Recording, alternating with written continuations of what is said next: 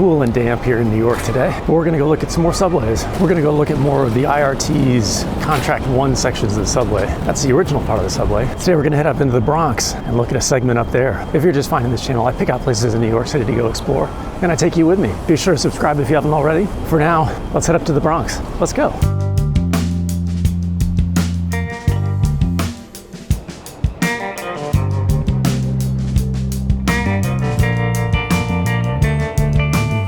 We're at 149 Grand Concourse. This was part of Contract 1 for the IRT, part of the first subway line. So Contract 1 included plans for a line up Lenox Avenue, which we've done. Check out that episode if you haven't seen it. And then across the Harlem River, connecting here and heading up north into the Bronx. The first of that part is what we're going to see today. I've seen different names for it. I think originally it was called the West Farms Division. Now it might be known as the Westchester Avenue line. But this first section is from 149 up to 180 in the Bronx.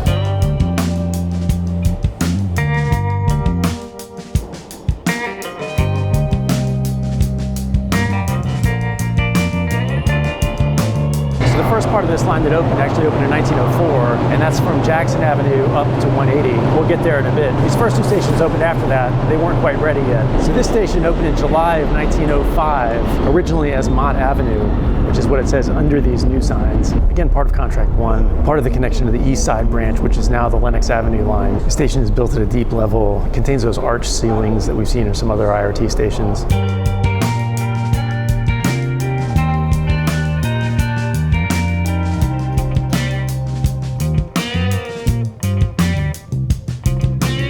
Come up one level and we're here at the 4 platforms. We were down on the lower level with the 5 and the 2. Let's keep going up to get to the street.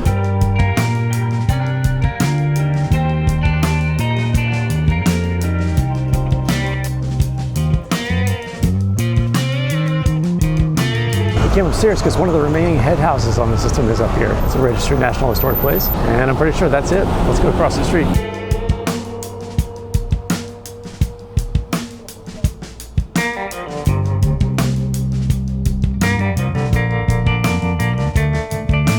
It does not appear to have an active entrance right now. Maybe they're working on it though. All right, back down.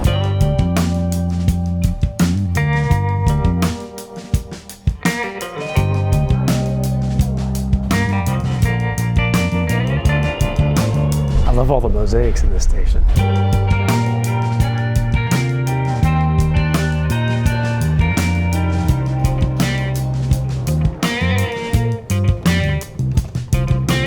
We're at 3rd Avenue, 149th Street. The station opened at the same time as the last one did in 1905, which again was about a year after the rest of the line that we're about to get to opened. The station has 2 tracks, 2 side platforms. There are no crossovers or unders here. There are old bus transfer booths, apparently. We're gonna go see if we can find. They apparently closed in 1997 with the introduction of the Metro card, when transfers became free.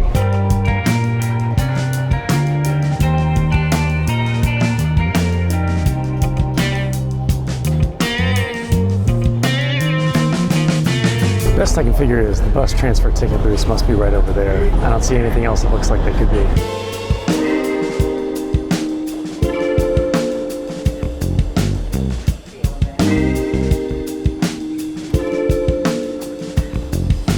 All right, now we're outside. We're at Jackson Avenue. From here on out, all the rest of the stations on this line are elevated. This station opened in 1904 as part of the initial segment of the White Plains line, which was part of Contract 1. And again, the first part that opened was from here up to 180th Street. And initially when they opened, since it wasn't connected to the rest of the line in Manhattan yet, and those last 2 stations that we just saw, this was first served by elevated trains from the 2nd and 3rd Avenue elevated lines.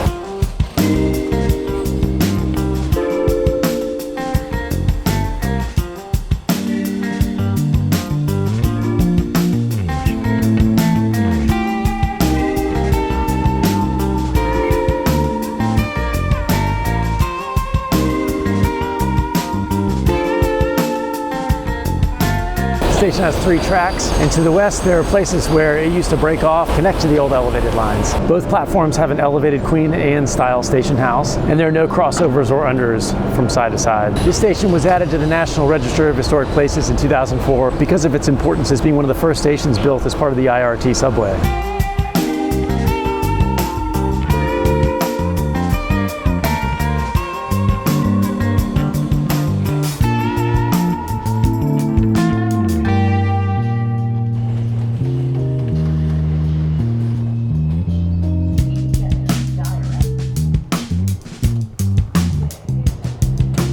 Now we're at Prospect Avenue, another one of the original stations on this subway line up here. So like I said, this first portion of the line opened in 1904, but it didn't actually connect to Manhattan at that point. Those first two stations that we looked at opened in 1905, along with the tunnel that goes under the Harlem River and connects up with the Lenox Avenue line. So we got 3 tracks, 2 side platforms. The station is kind of low, so there's no mezzanine below.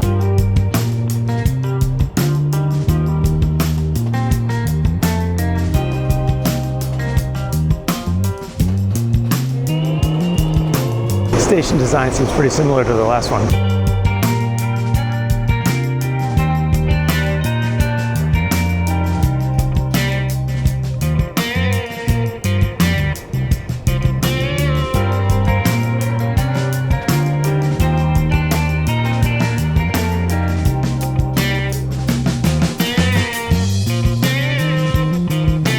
So this is Intervale Avenue, and you may notice that this station looks a little different. It did not open with the original stations. It actually opened in 1910 as an infill station. However, it looks even different from that because in 1989, 3 men set the wooden station house on fire in an attempt to rob the ticket booth. The clerk wasn't seriously injured, and the 3 men fled and were never captured, actually. The MTA talked about not reopening it because it's so close to both the stations next to it, but then there was such an outcry from the community that they ended up rebuilding a sort of toned-down version of the station here. The station has 3 tracks, 2 side platforms. The only entrance is an elevated station house underneath the station.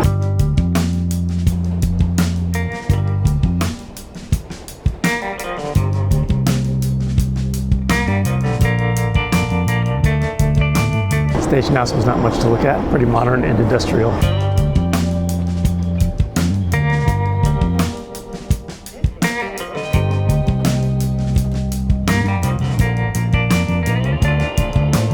We're back to the original part of the line. This is Simpson Street. This also opened in 1904 with the rest of the original ones. Because of the low height of this station, both station houses are platform level and there's no crossover or under here. You got 2 platforms, 3 tracks again. There's also a substation right near here. We're gonna go try to find in a minute. It's on the Register of National Historic Places, just like the station.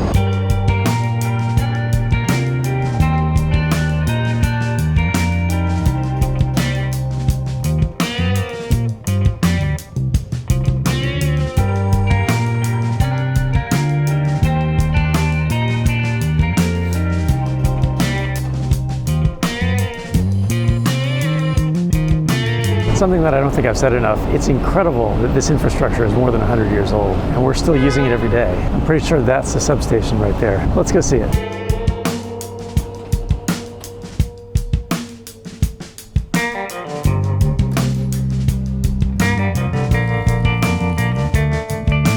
There's the substation, also a registered landmark.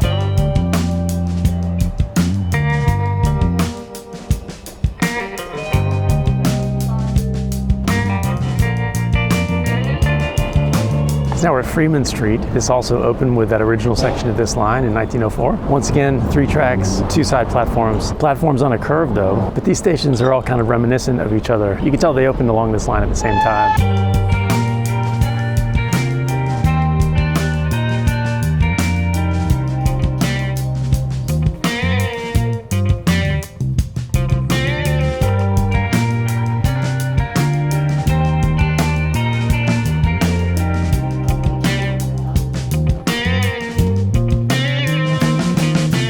Now we're at 174th Street. Again, this is one of the original stations that opened as part of this line in 1904. The station houses are all pretty similar at this point. They're pretty though. The station also has 3 tracks, 2 platforms, and this station is also on a curve.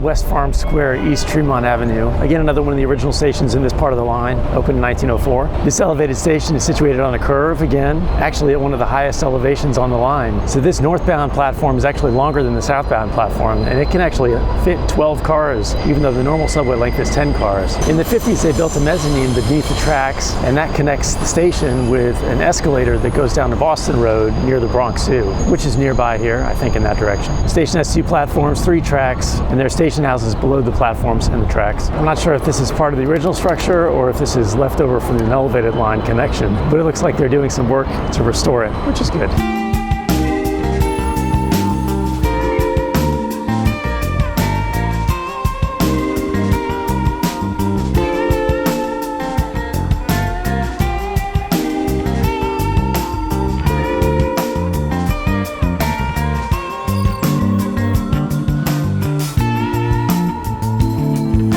All right, the next stop is the last stop for today, 180th Street. You can see the train coming around from the station over there. There's a pretty cool station house. They used to be part of a different railroad company. We'll have a look at that in just a minute.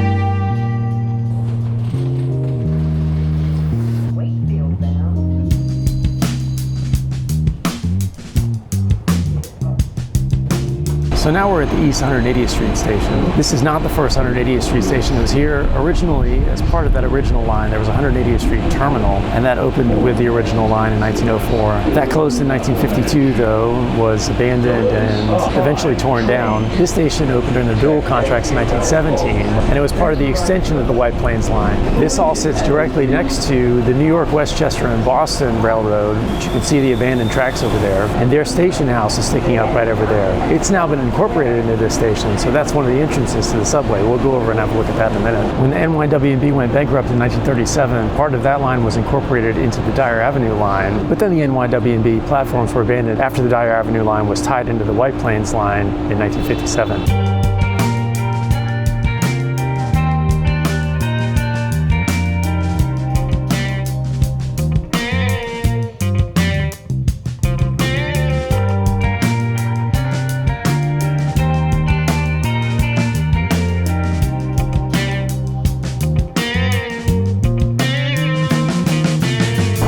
That's pretty cool.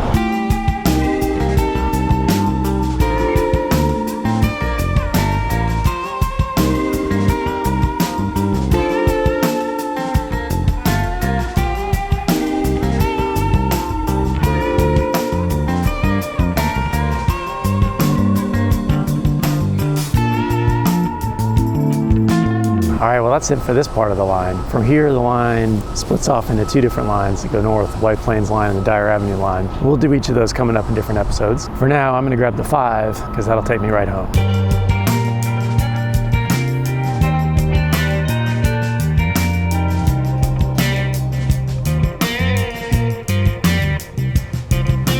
I'm back up to the east side after a look at more IRT Contract 1 stations. There's something really good looking about those early stations. If you're just finding this channel, be sure to check out all the rest of the episodes already available on YouTube up to the east side. Be sure to like and subscribe, tell all your friends about it, and look for new episodes every Friday. Thanks for coming with me to explore New York City. I'll see you next time.